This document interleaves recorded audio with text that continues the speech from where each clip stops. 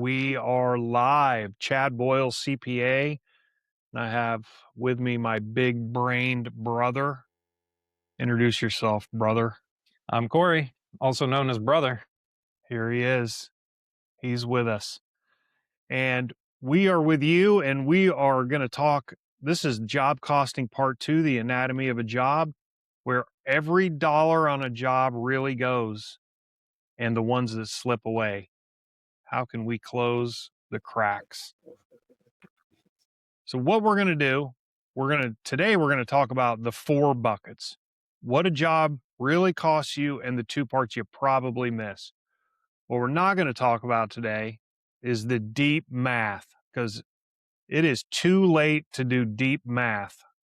So labor burden, how much detail to track, what tools to use, each one is its own session. Today we'll point at them, but we're not going to dive deep. We will definitely dive deep, just not tonight. So what do you think a job costs you? Start with this simple question. Most owners price off two numbers in their head.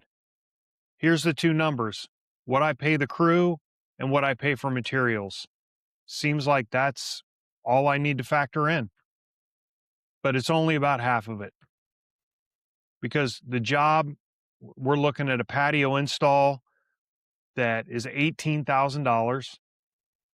So the two numbers, it looks great. We're going to get $18,000 in revenue. We're going to pay our crew $7,000 and materials are going to be $6,000. So we have a profit of $5,000. Hey, that's pretty good. That feels like, it feels like a win. So think about that. Let's hold that $5,000 of quote unquote profit in your mind. So here's the problem, because a job isn't just two buckets, it's four. So labor, materials, you track those. Hopefully you're not tracking them in your head, and you're tracking them specifically and by the job. But there's two other buckets. There's equipment and there's overhead. If you're missing these, you're only getting part of the picture. So there's two buckets you're tracking and two buckets that if you're not tracking them now, hopefully after tonight, you will be tracking those. So bucket one, labor.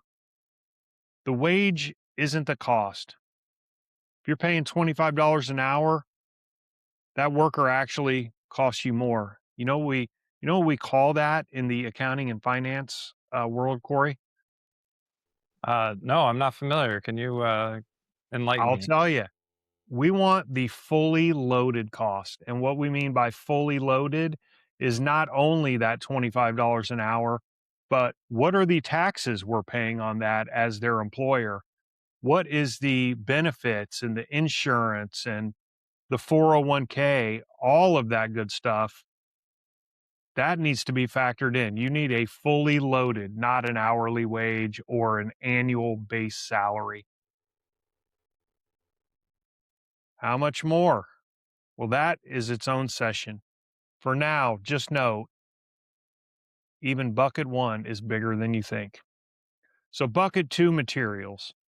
This is easy. You just get the invoice until you have that Home Depot run. And hopefully it's only one or two. You got that extra bag of concrete that was $80 that nobody coded to that job. You left the receipt in the truck, or maybe you didn't even get it. So it happened. It just never hit the job. Then bucket three, now we're getting into the hidden buckets, equipment, the cost you forgot because you already paid it. So the job to use all of this, your truck, skid steer, fuel, maintenance, wear and tear, there's no invoice. That came long ago, so it never lands on the job. Bucket four, overhead, the cost with no job name on it. Office, insurance, software, phone, your time off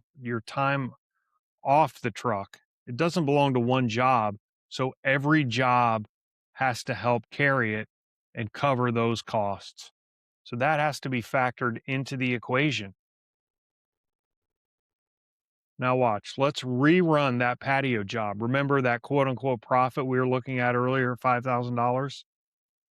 Same job, when we take into account all 4 buckets, you got it that same $18,000 of revenue, paid your crew 7,000, your materials, plus that Home Depot run, 6,400.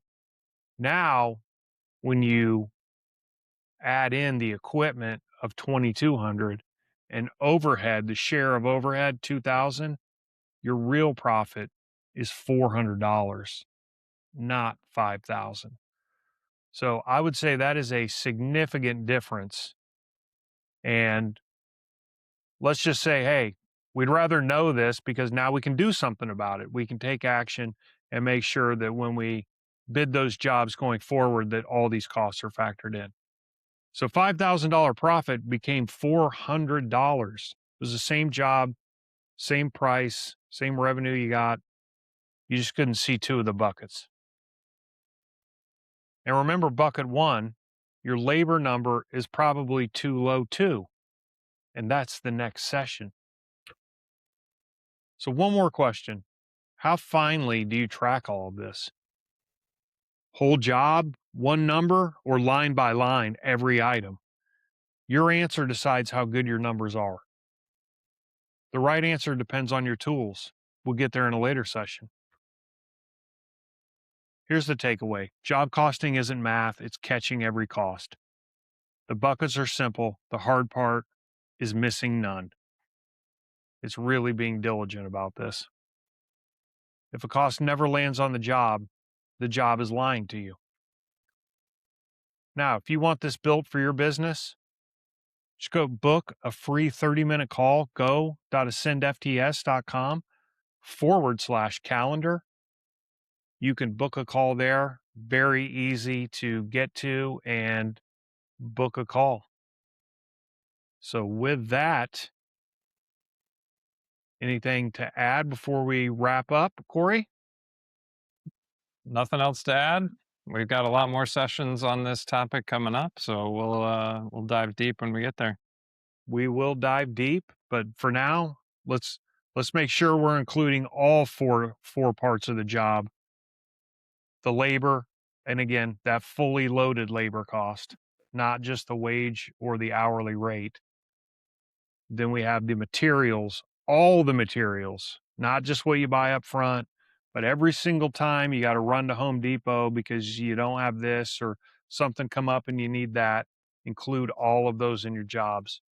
Then making sure that you are allocating the cost of your equipment and your overhead to the job as well to make sure at the end of the day, what this is all about is getting you to the profit number that you're trying to get to put more money in your pocket.